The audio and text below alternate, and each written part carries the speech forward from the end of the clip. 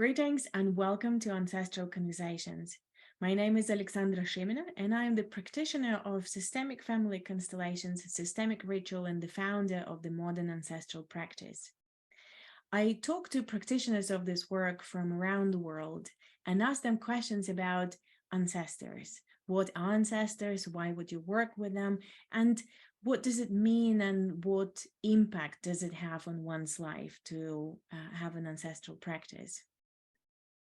And today I have a privilege to talk to Jutta and Herkel, a Gestalt and psychodynamic trained psychotherapist and the systemic family constellations facilitator in the UK and abroad.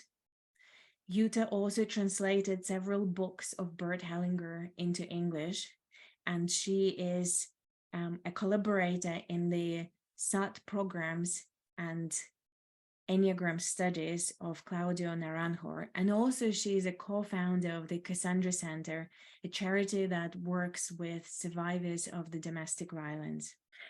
Welcome, Jutta. It's really nice to have you doing this Ancestral Conversations with me. Thank you for your time and for your wisdom.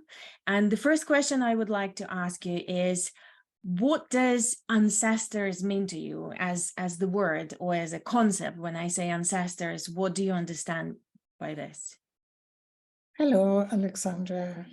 Thank you for inviting me. And yes, I think thinking about the topic that you presented or that you are interviewing about, a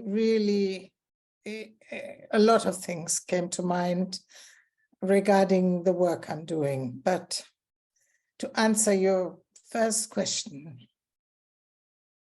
what do ancestors mean? What does it mean to me? It's those who came before me, those from whom I descended, those with whom I share a DNA, those with whom I share a family history,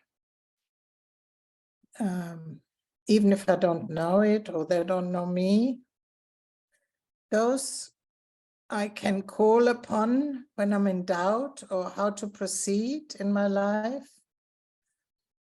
Those who came to me in a dream. And I have one example later on that I will talk about that made it really clear to me.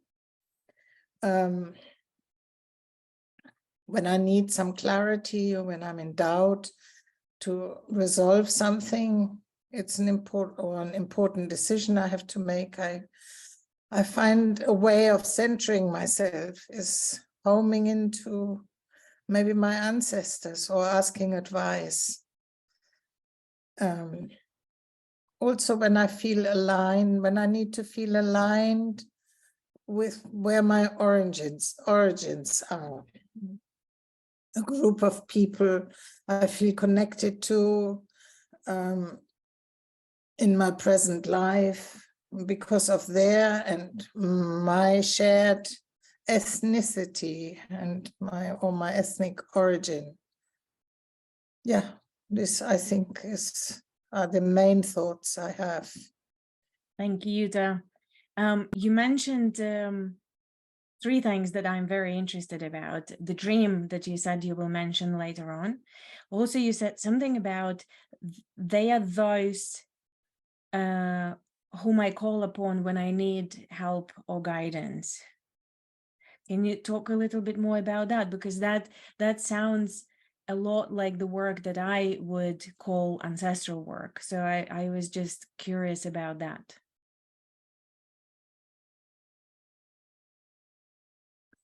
Well, it helps me to orientate myself so that I feel that, again, something I want to talk about later on as well, that I feel radicated. And if I can acknowledge my origin and obviously how the wisdom of my ancestors allows me, if I think about it or have a ritual, may it be just a thought process, just connecting to them and saying, I am your descendant. What is right? What is wrong for me? How can you help me? What can you say to me? So it's like a prayer a little bit as well at times. When I need help, when I want to feel authentic, to go back to my roots and say, this is where I come from, right? This is who I am. Yeah. Thank you. So this is an example of an ancestral work or a relationship with ancestors that one might have to find support, to find guidance. What is the way that you would work with ancestors? Well, that's yeah, that is in some ways slightly different, or it's quite different, right? What I do personally for me,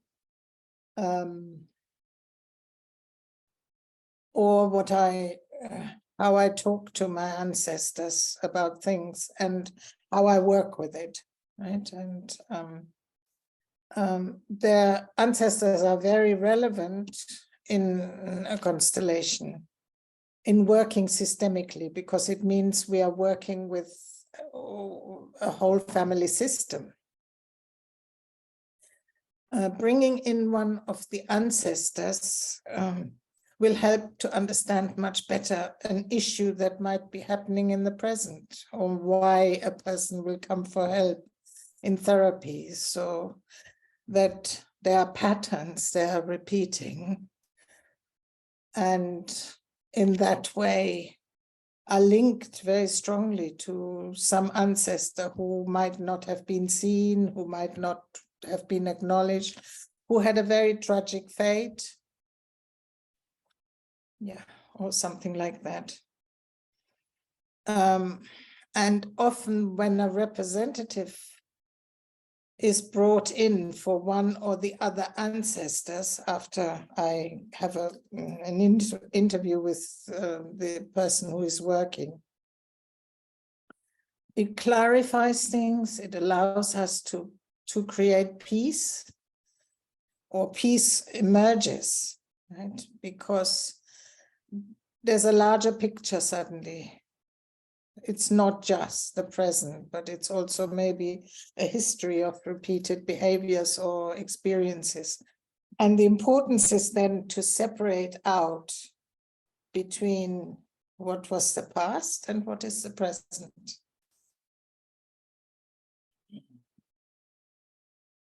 And it also can provide, if, for example, in a constellation, we set up a representative for an ancestor, we can see what happened, or we can see how they behave. And it gives us a lot of information and to work with. And therefore we are creating again a kind of ritual of dialoguing, or the client dialoguing with the ancestors, and therefore creating also a separation of what happened then and what is now, right? And also leaving with an ancestor what belongs to them and carrying what belongs to us in the here and now.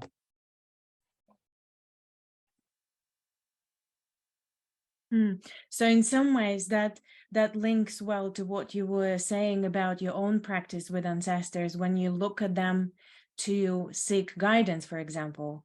Only in the case that you're describing now, it's more about separating the maybe what doesn't belong to you in the present. And in the other example, it's the opposite. You're saying, here is me in the present and something that I need help with, and you might have the resources that I need. So maybe you could share that with me. So it's kind of, it's also the dialogue, it's also the ritual, but with two different purposes. In one, you want to separate the present and the past. In another one, it is separate, but you want to connect it a little bit because they might have the wisdom for you. it's paradoxical, because on one level you might get the information, right? So it's both is valid. It's not just two things, it's two separate things that I would do personally, or that what happens in a constellation, right? So in a constellation, linking to an ancestor, talking to an ancestor, finding out what might have happened from via the representative, or from the history that the client knows, will help us to understand what has happened in the past, and therefore that we can leave there. But we can also ask, acknowledging the ancestors, which is very important. And I talk about that in a minute as well. That acknowledging and seeing the ancestor and their fate is also, it's like, maybe it will give peace to the ancestor and peace to us. So it's separating and integrating on another level, right? Yes, exactly. You have been doing this work for quite a while now, I understand. What has changed for you personally since you started doing this work and with all the years that you've done it? I think I want to stay modest with that, because forevermore, the more I explore, the more I can put to peace, or I can find resolution inside myself, softening of trauma, the more things are triggered, because I'm stronger, I'm more open to things. And in that way, I think the work never finishes. And I know, for example, that the pandemic has triggered a lot of things for many people, including myself, has triggered very, very early trauma. And that, you know, that I'm somehow, it has made me more open to more coming and more, and understanding more, and just being more conscious. Yeah.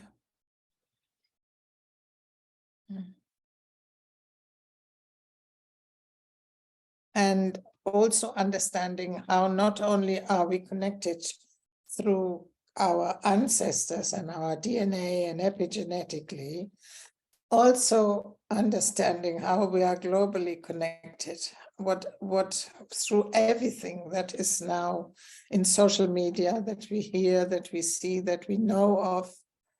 It's very clear we're not entities by ourselves, or countries isolated in what happens to us, but yeah. You know, in the beginning, you also mentioned, when you were talking about what ancestors are, you also mentioned aligning to where your origins are. And I'm wondering, why is it important to align to our origins, to where we are from? It's very interesting. Why I'm saying it is because I only went to my paternal country of origin after my father passed, and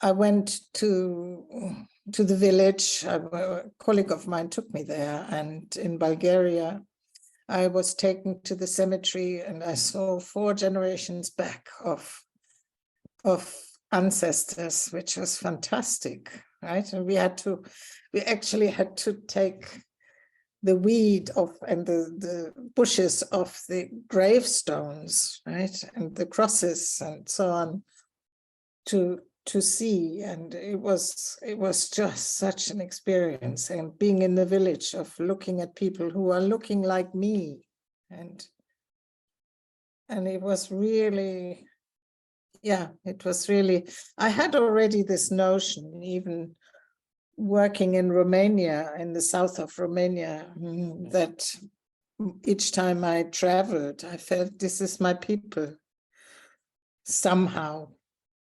It was like a very strange notion when I went to the airport and I went to the boarding gate and I thought, these are people, they look like my father. And so it's a kind of a reality check. I'm not there floating in the ether, not connected. I'm connected to this history in some ways. Would you recommend this work to other people? And why would you do that if you do? To everybody. To everybody. Of course, that's my passion. And yeah, we cannot resolve everything systemically. And doing a constellation is a one-time event that might have repercussions in the field, in the morphogenetic field of our family or our group we belong to. But I think it's good to see something in a visual, expression, because and experience something physically in a group of an event in our life or something we need to heal. It's like immense support to have this, not just individually and you go away alone, because you go away with an image of this experience in the constellation of being held, for example, or of holding your own inner child at a certain age. And I think that's a very different experience than just imagining it. And also it facilitates the work as a therapist for me, because I can refer to the event. I can refer, and I have it in my psyche also settled, right? That, you know,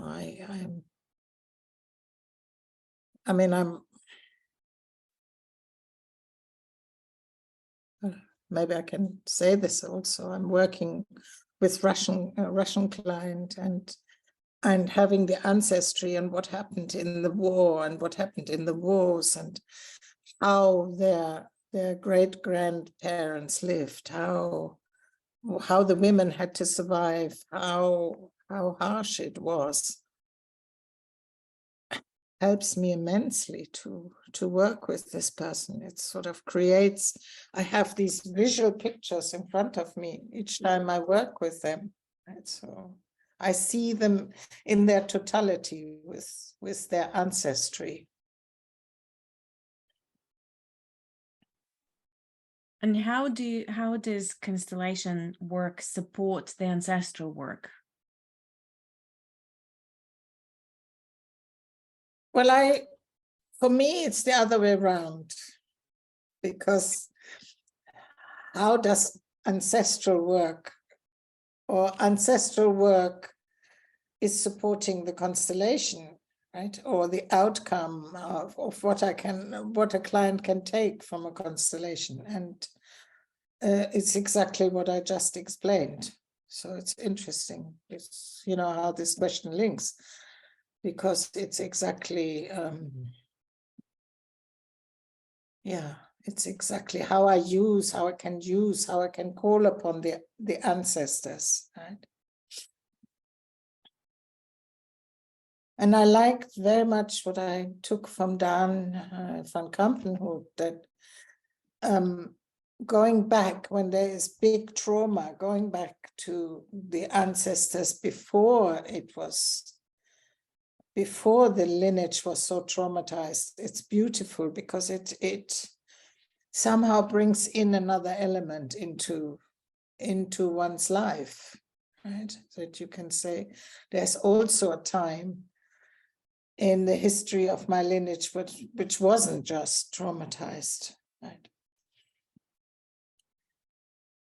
And having that as a real representation or chanting or ritual, or where the whole group participates as the ancestors, it's beautiful, right? And it gives value also to the observers and to those present in a constellation.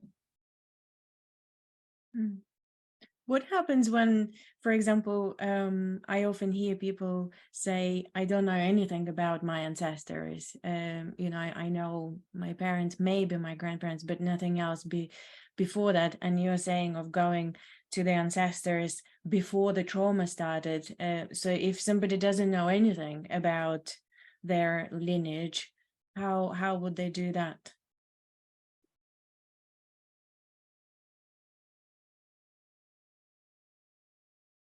We create it in the constellation. We use representatives, and our work, or we are energy. So I think creating, as we carry the DNA and the epigenetic structures of our ancestors, we also have, maybe unconsciously, but we have an access to this morphic field of ancestors is there if we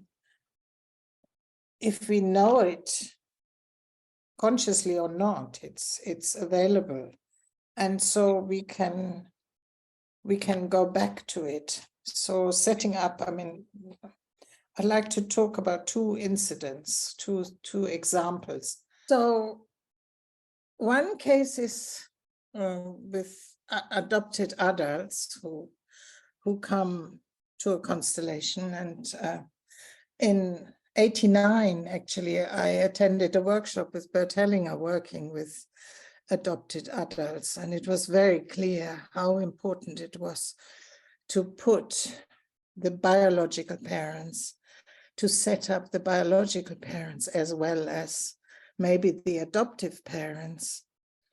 And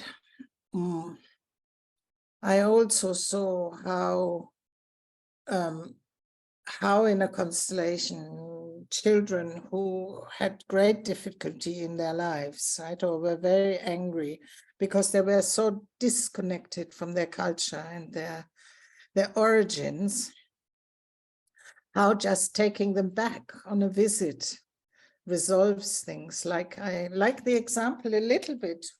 I was talking about my own experience of going to Bulgaria, for example, seeing I didn't grow up with my father. I didn't have that connection, right? But yet I looked like him.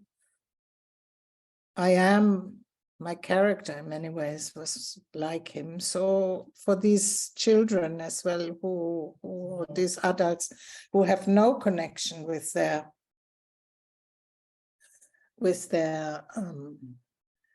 biological family, it's very important to bring this into a visual picture and see with compassion what was actually the reality of the adoption.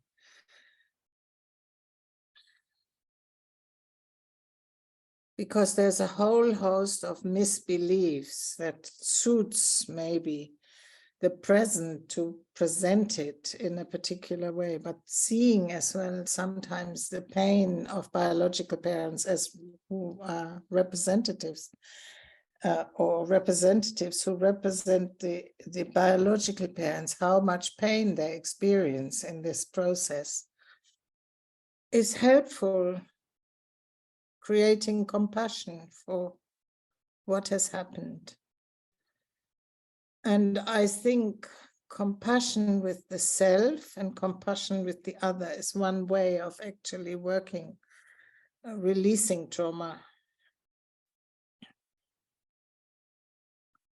So this is one way looking at it, and the other is with artificial insemination of an unknown donor.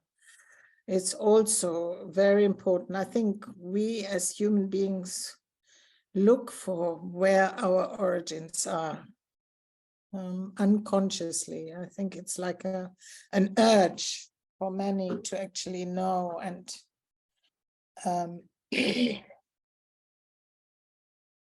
to know where they're coming from. And I think luckily the laws has changed in many countries, that there is a kind of a right to the child to know who their father is, or who their mother is. And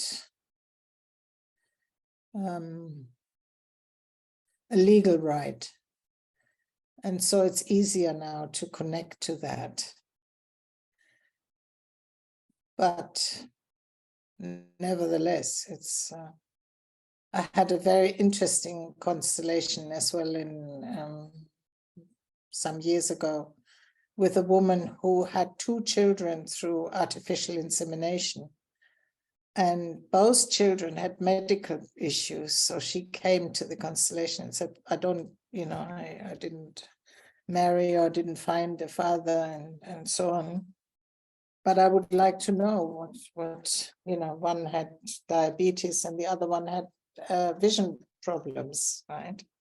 So it was very interesting to explore, at least somehow to bring in the fathers in some way, right? And help towards some resolution, even if the medical problem can't be healed, but there's some knowledge, some peace, right? Yeah, these are the two examples I was talking about. And do you think there is a place in cases when we don't know, for whatever reasons, where we come from? Do you think there is a place for the genetic tests, like 23andMe and other companies that are offering now, when they give you the breakdown of potential ancestry that you have for 400 years back or something like that? I think it fulfills a need in us. I mean, that's the proof how that we all have a need, or we might have a need to, to find out our origins. And I think it's not only a place, it's also actually creating a knowledge that we are all pretty mixed in racially and ethnically and so on. And so I think it would be obviously in favor of an anti-racist stance. Right? Mm. Yeah, I think also that would support the movement when we know that collectively, what happens collectively, like you mentioned, the pandemic, it does stay in our systems and it does roll on in our genetics. That when we find out that we, for example, at some point come from a cultural collective in a particular country, we might have an idea what might be present inside of us, even if we have no conscious, we have no knowledge of the ancestors being there, but just knowing that it's in our DNA, we know that collective dynamic is also in our DNA on some level. So that might explain some of the behaviors, choices, preferences that we have in life, potentially. Yes. Mm. It brings us down to reality, it grounds us, right?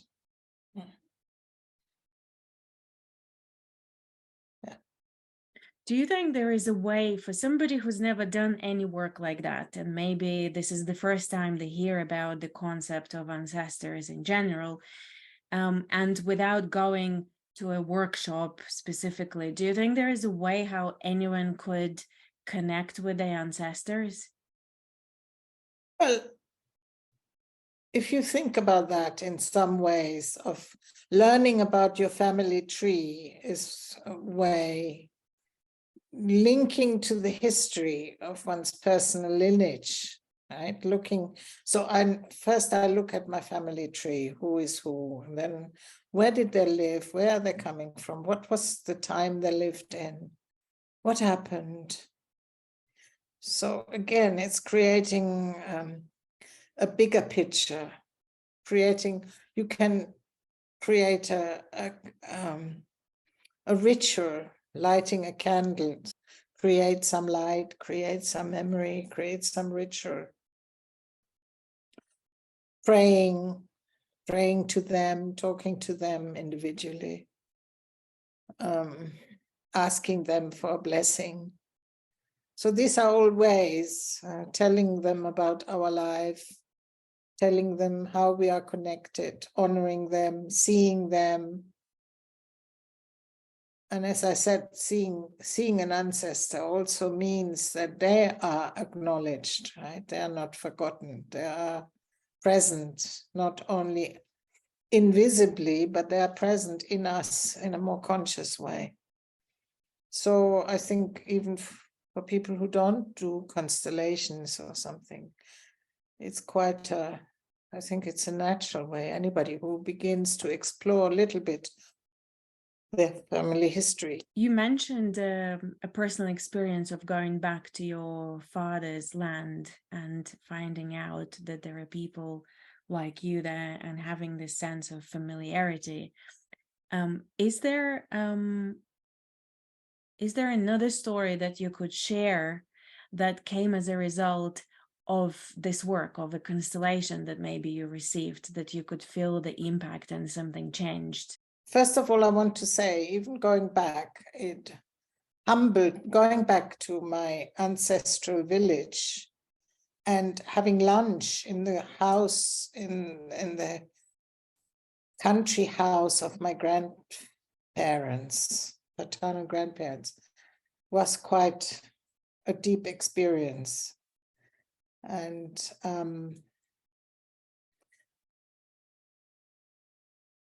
that's one thing. And then something else, in 2004,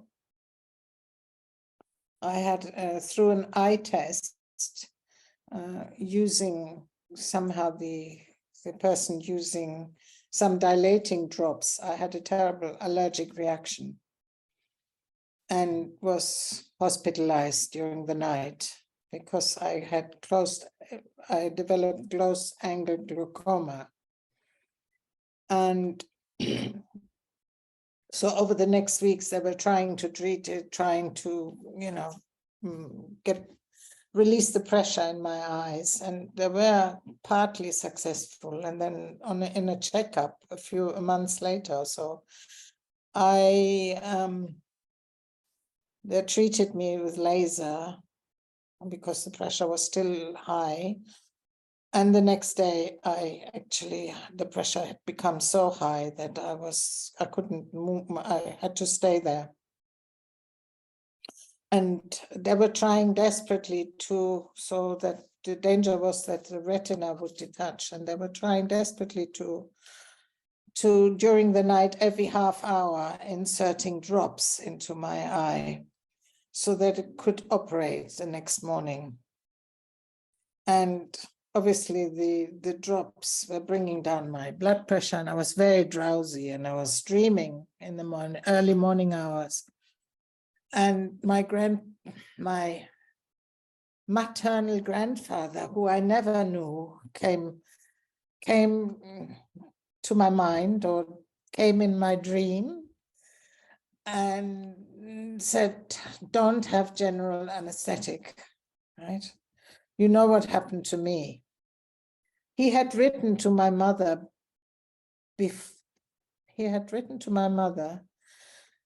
"I hope it won't be operation successful, patient dead."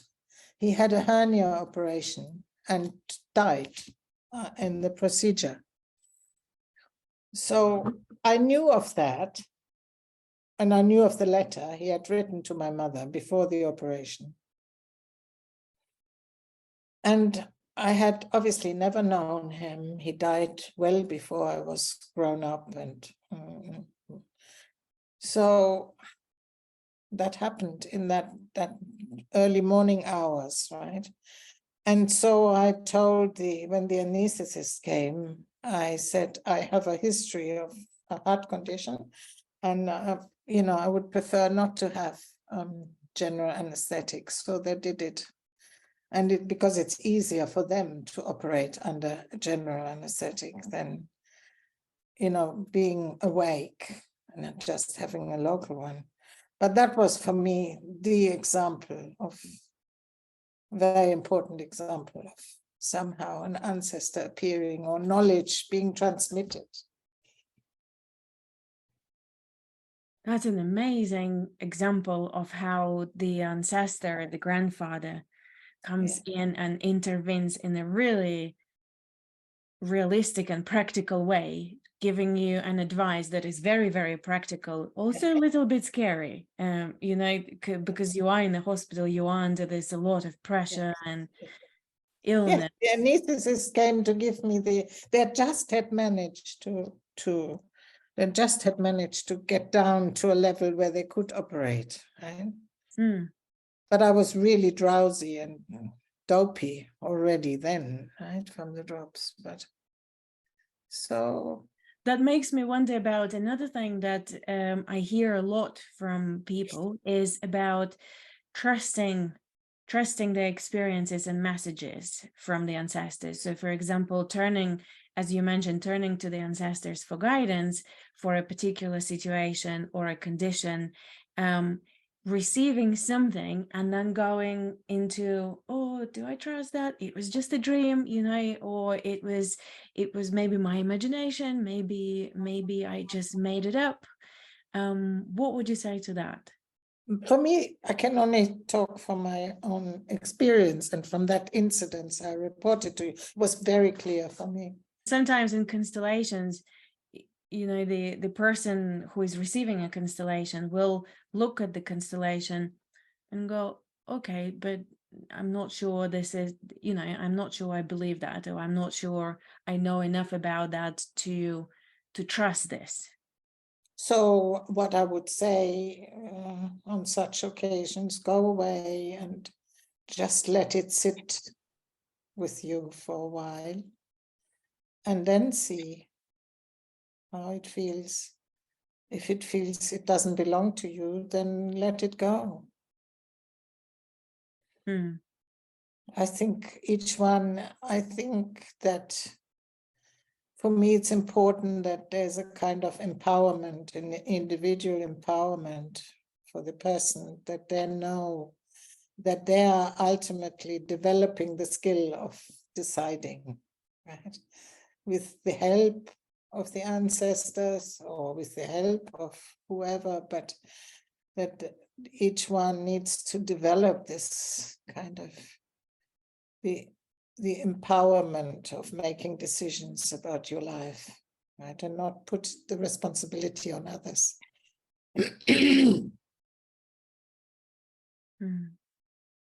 Is there anything else that you would like to bring into this space, into this conversation about the ancestors that might be necessary for somebody to hear right now? I think sort of in our modern life, how does that fit? And that would be an interesting question for me. It's one of the questions you also raise, right? And I think it's the experience in neuroscience now, and the experience of a longitudinal studies on experiences during pregnancy, early pregnancy, etc., what effect it has on. So we know that we are influenced, but these studies have shown us that we are influenced, we carry our ancestors' experiences. And therefore, in our modern life, even more so, there's some scientific proof that how we are connected and how important it is from 1, 2, 3 generations back or more. What do we carry? And that it's worthwhile working with it in some way of looking at the larger picture, right? So everything indicates going into this much bigger space of history and future, right? And global and cross nations, right? Experiences. I would say in that sense, ancestors are part of it. And what we know about slavery, what we know about colonialism, what we know about, I think all the effects are more and more studied and more understood. And the more we can integrate this trauma, and the better we are equipped to look at the future, right? Of not repeating things that are detrimental to our survival. Thank you for your time and for answering all these questions in such a beautiful and authentic way. It's been a real pleasure to sit with you and to share in your wisdom. Thank you. Thank you very much. Yeah, it brings also something to my work. It reinforces, thinking about it in this very specific way of looking at the ancestors, right? How important, it emphasizes how important they are. Thank you very much to you.